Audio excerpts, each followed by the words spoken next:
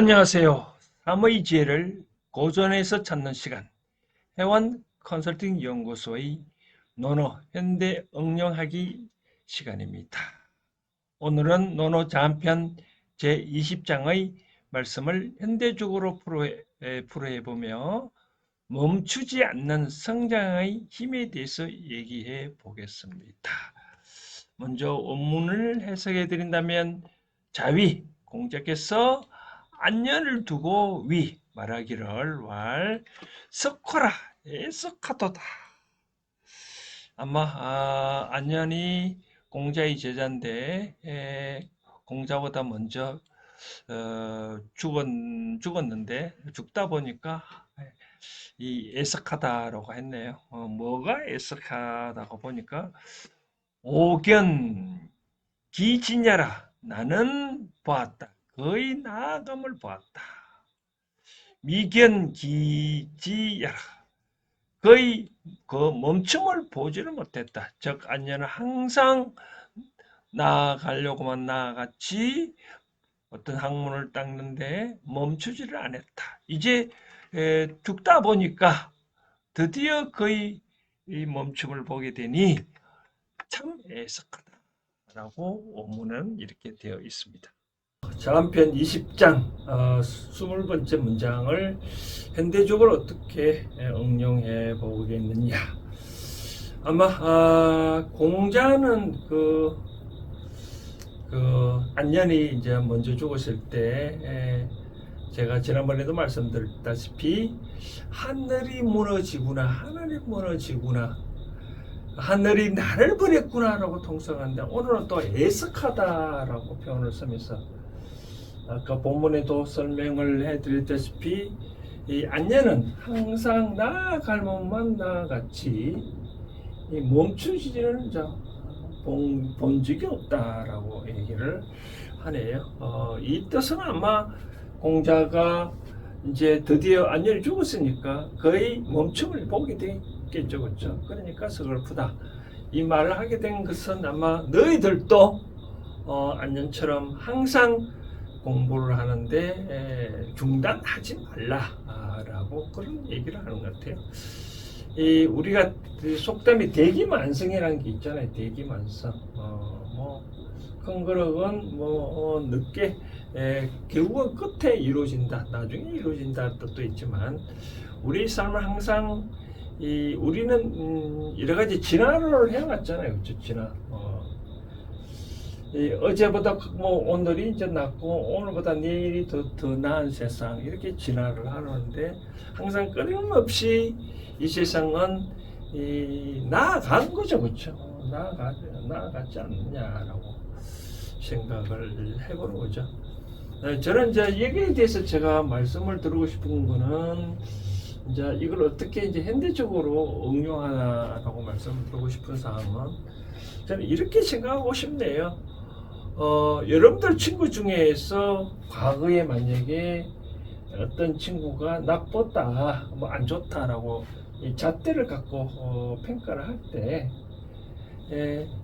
학교 다닐 때나 그 친구나 그런 관계 입장에서 나한테는 안 좋을 수도 있겠죠, 그렇죠? 그러나 그 친구를 현재의 기준에도 그 사람이 나쁘다고는 하지 말라.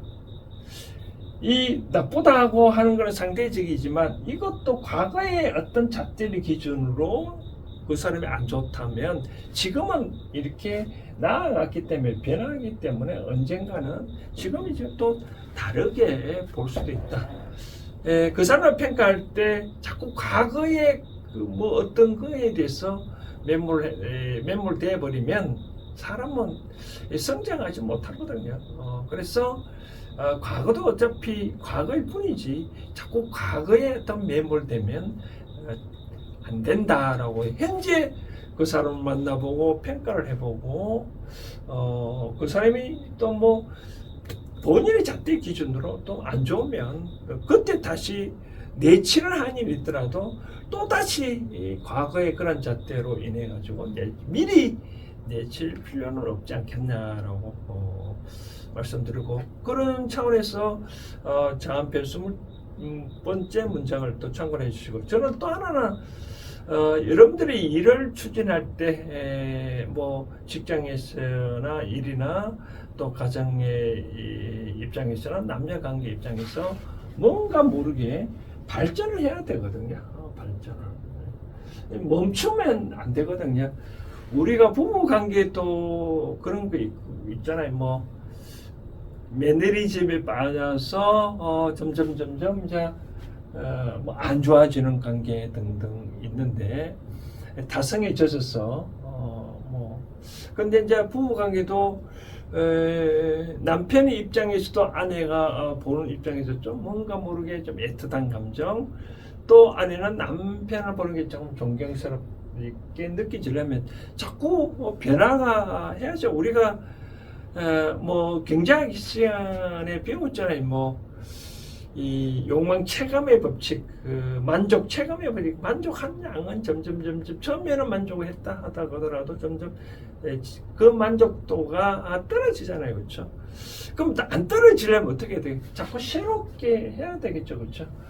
뭐 어떤 사람은 그렇다는데 뭐 똑같은 아무리 맛있는 반찬이라 하더라도 또 주면 그 실증 나잖아요, 그렇죠? 그래서 남녀 관계나 부부 관계나 저는 항상 새로움을 추구하게끔 그런 차원에서 여러분들이 해야 되지 않냐라고 말씀드리고 싶고, 또 하나 이제 저희 방송 듣는 사람이 만약에 저희처럼 60대 70대다 그러면 자식들한테 돈을 줄 때 어떻게 돈을 정리를 해줘야 되냐. 물론 이제 정리는 10년 간격으로 합산을 하지만 세법상의 문제에 떠나서 자식들한테 돈을 한꺼번에 다 줘버리면 자식은 절대로 부모를 무시하고 더 이상 받을 게 없으니까 부모를 자꾸 멀리서 하겠죠, 그렇죠? 그럼 어떻게 했냐, 당모이 주듯이 조금씩 줘야만 상대 자식은 당모이를 먹듯이 자꾸 자기한테 잘해준다 이거죠, 그렇죠? 그래서 어떤 것도 남녀 관계나 부부 관계 한꺼번에 모든 것을 보여주면 그 다음부터 더 보여줄 건 없잖아요. 우리가 저는 뭐 학교 다닐 때 그런 얘기를 많이 하는데 라이크 입장과 러브 문제, 함부로 좋아한다고 말을 할 수 있지만 함부로 사랑한다는 말은 하지 마라. 사랑이라고 이제 남녀관계 입장에서 리미트 있잖아요. 더 이상 할 수 있는 표현이 없잖아요, 그렇죠? 그렇기 때문에 사랑한다는 말을 함부로 하지 마라. 그래서 조금씩 변화하지 하되 아까 말한 대로 공장을 말한 대로 멈추지 말라라고 제가 말씀드리고 싶은 거죠. 이 땅에 내가 죽는 한이 있더라도 죽음이 나의 멈춤이 있을지언정 절대로 일상생에서 성장, 나아가는 게 하지 말라라고 말씀드리고 싶은데, 이건 여담이지만 저희 인생의 삶은 좀 한번 되돌아봤을 때 저는 솔직히 법학을 공부를 했거든요. 법학을 공부를 했는데 왜 처음부터 그걸 하게 됐냐면, 내가 초등학교 4학년 때 우리 이 고종사촌 이제 고종사촌 고모의 아들이죠, 그렇죠? 우리 아버님의 바로 위에 누나의 이제 배씨 집안으로 이제 시집을 갔는데 그 아들이 있었는데 그분이 이 고대 법대를 시험을 쳤대요. 고대 법대를 쳤는데 떨어졌거든요. 그 삼수해도 결국 떨어져가지고. 근데 왜 그분이 이제 뭐 법대를 가려고 하니까 뭐 변호사 판검사가 되고 싶어서 했대요. 그래서 저도 어릴 때 그 마음의 입장에서 그럼 나도 한번 해보지 해서 이제 물론 서울에 올라와서 대학교 법대에 들어가고 결국은 사법시험도 쳐보고 1차, 2차 또 합격도 해보고 그랬는데 그랬던 이제 뭐 원한 바가 또 이 길이 아니다 해서 또 다른 쪽으로 시험을 쳐서 이제 공기업 인재산업은행에 가서 정년퇴직을 하고 또 이런 것도 있었거든요.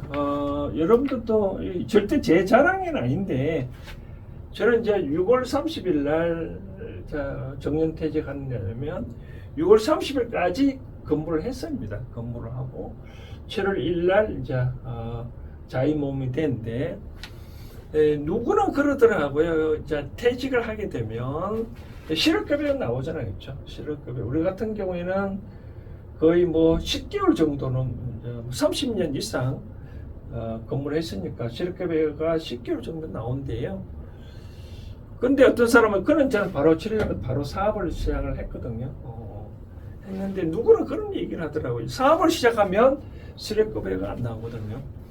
누구는 왜 실업급여 10개월을 받아 먹고 난 다음에 사업을 시작하지 왜 벌써 해서 실업급여를 못 받았냐라는데 저는 이런 생각을 하는 것 같아요. 일단 만약 10개월 후에 가면 이제 10달 동안 이제 어떤 일을 하는데 이제 멈춤이 있잖아요, 그렇죠? 멈춤에 있으면 이 타성이 져서 뭔가 하려고 하지는 않지 않겠느냐라는. 저도 이제 추천해 드리고 싶은 사항은 여러분들도 정년퇴직을 한다 그러면 뭔가 이렇게 멈추지 하지 말고 뭐든지 일을 해보라고 말씀드리고 싶습니다. 이제 아무것도 하지 않냐고 저도 이제 연금을 이제 받는 세대인데 아무것도 안 하고 연금만 받는다 그러면 그럼 어떤 일이 올까요? 결국은 죽는 날짜만 기다리는 것밖에 되지 않느냐. 우리가 프리즌, 즉 감옥에 있는 사람은 결국 그 감옥을 여기에 언젠가 빨리 출소하게 나오기만 기다리잖아요, 그렇죠? 마찬가지로 감옥에 있는 사람은 나오기만 기다리는 그런 삶을 사는데 마찬가지로 우리도 인생에 살면서 아무것도 안 한다면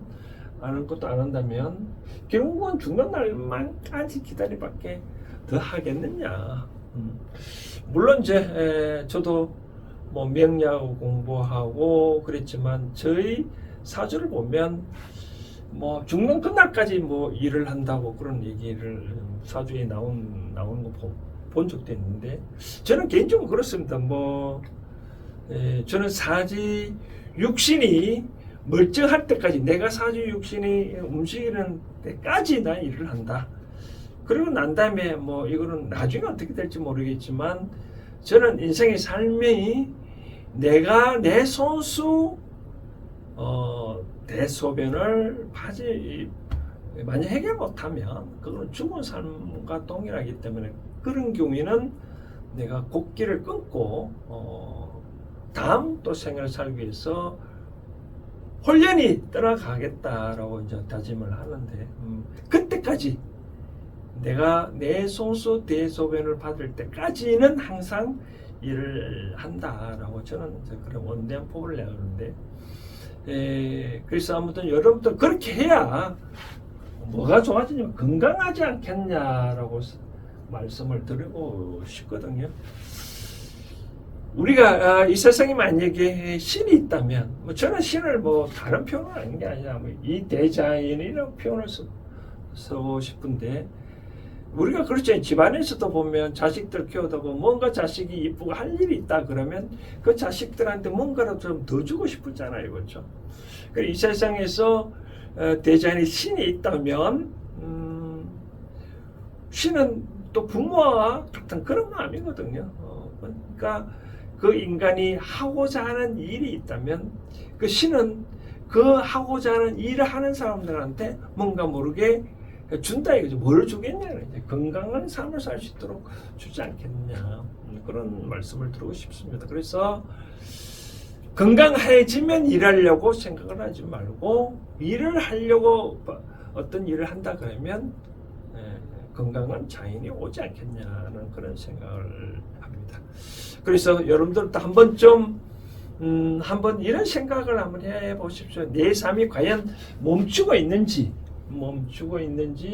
내 꿈을 지금도 멈추고 있는지 어느 순간에 놓아버렸는지 내 꿈을 한번 점검을 해보시고 만약에 놓아버렸다 그러면 새로운 꿈도 한번 찾아서 한번 해보면 좋지 않겠냐라고 생각을 합니다.